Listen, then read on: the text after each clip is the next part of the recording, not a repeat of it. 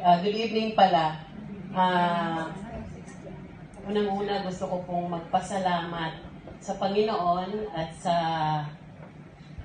kay Ma'am Weng at sa lahat po ng ladies sa binigay na privilege na to. Ano naman?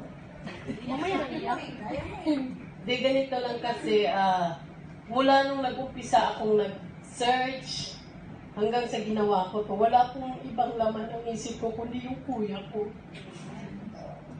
Siya po kasi yung mentor ko. Alam ko na desire niya kung ano ako ngayon. Kahit nalayo man ako, alam ko lagi niya akong pinagpipray talaga. Kasi po,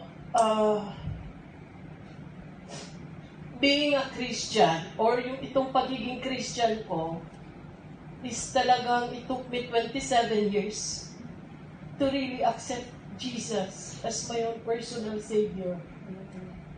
27 years ago, I accepted Jesus, pero yung bang parang para ma-save ka lang, okay, I accept Jesus.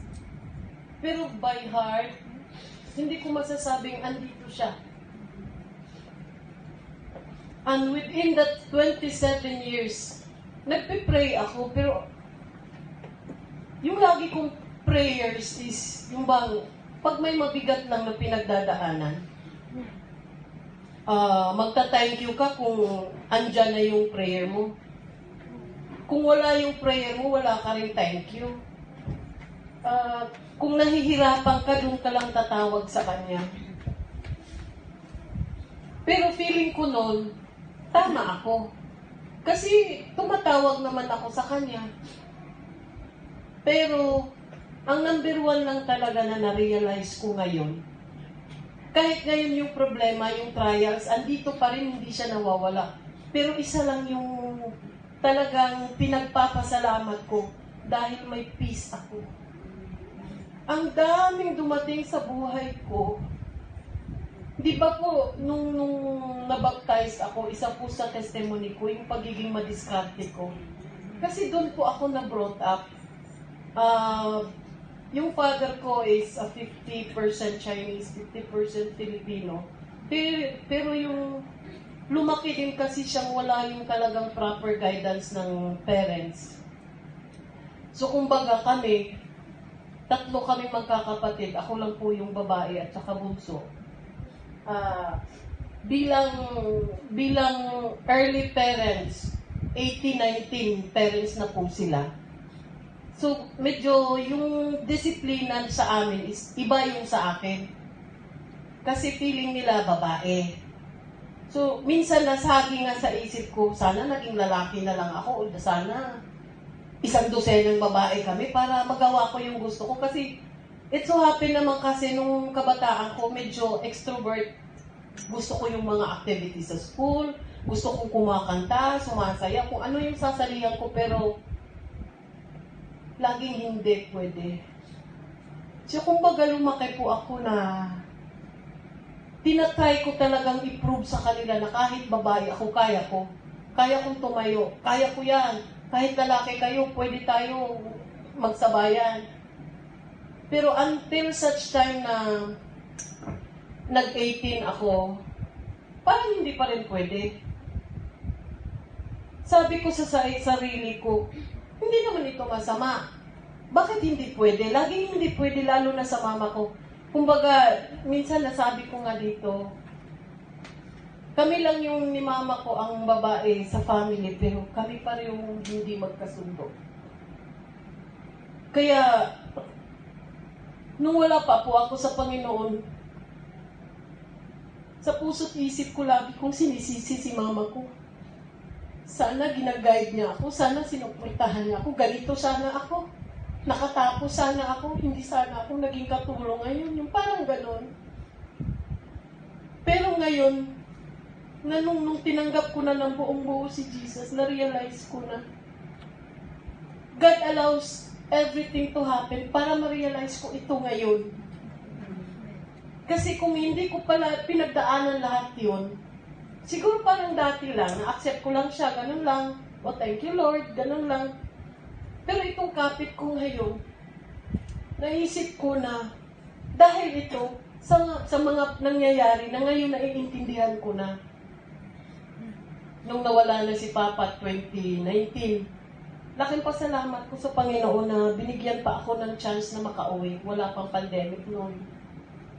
Kaya nung nawala, biglaan yung nawala si kuya ko, masakit po, pero ngayon parang yung sister-in-law ko, kung every time na nag-uusap kami, is lagi namin bigkas sa isa't isa na parang kino-comfort namin isa't isa. Is siguro, kinuha na ni Lord si kuya para kami, na yung mga desire ni kuya ko na talagang magsiserve sa Panginoon, ay tatayo na sa sariling paa. Kasi mula nung andun pa siya, lagi kami, kasi Ting yung tawag ko, Ting, ganito, ganyan. Kaya nga itong ginagawa ko itong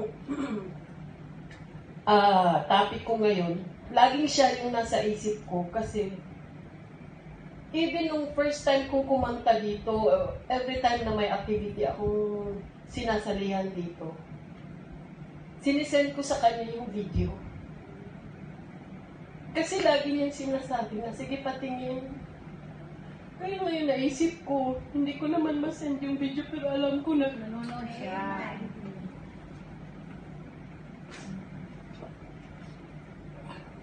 siya po yung defender ko. Kahit nung nag-aaral ako, minsan naalala ko, sinabi niya sa mama ko, kung hindi niyo pinapalabas yan, kung hindi niyo pinapasali yan, ba't niyo pa pinapag-aral yan? Ganun po kahigpit ang parents ko. Kaya nag-asawa ako kasi sabi ko, para may freedom ako. Pero ang nangyari sa buhay ko, kung nung dalaga ako, nakakural yung fence, pero nung nag-asawa ako, napunta ako sa preso. Mas lalo. Oo. Yun po yung description ko sa buhay ko. Kaya struggle po ako within the 27 years na talagang hindi ko pinahalagahan yung pag-accept ko kay Jesus. Malaking struggle po. Andun po yung anak ko, hinihingi ko po yun. Lumuluhod pa po ako sa Santo Niño noon. Lagi ako. Pero naisip ko siguro hindi tiningnan ni Lord kung sino yung niluhuran ko doon. Pero alam niya sa puso ko na gusto kong magkaanak. Kaya siguro binigay niya yun sa akin. Kaya lang, yung asawa ko, medyo mama's boy po, irresponsible. So parang sobrang bigat po. Kaya dumating na 3 beses po kaming naghiwalay.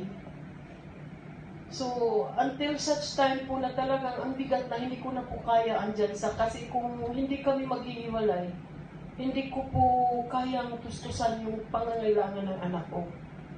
Kaya until now, magna 9 years na po kaming hiwalay. Meron na rin po siyang sariling buhay, may iba na naman siyang babae. So sabi ko, sige na lang kasi nga, to be honest naman sa Panginoon, alam niya, hindi ko pinakasalan ng asawa ko dahil mahal ko. Kaya yun na rin yung consequence ko.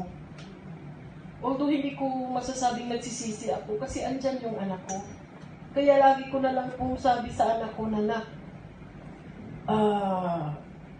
isipin mo na lang yung mga hindi magandang nagawa ni daddy mo is huwag mo nang ulitin. Lesson mo yun. Kasi lalaki ka rin. Magiging tatay ka rin, magiging asawa ka rin. Kasi hindi ko naman po pinalaki yung anak ko na yung talagang binibrainwash ko, yung tatay mo talaga, ganito, ganyan. Kasi, alam ko naman na pagdating ng araw, marirealize din niya kung sino at ano, ako o at yung tatay niya. Kaya ngayon may maririnig siyang mga hindi maganda, sabi ko na lang lagi sa kanya na, basta na-pray mo lang. Kaya sa ngayon po, desire ko talaga yung anak ko na madala ko dito.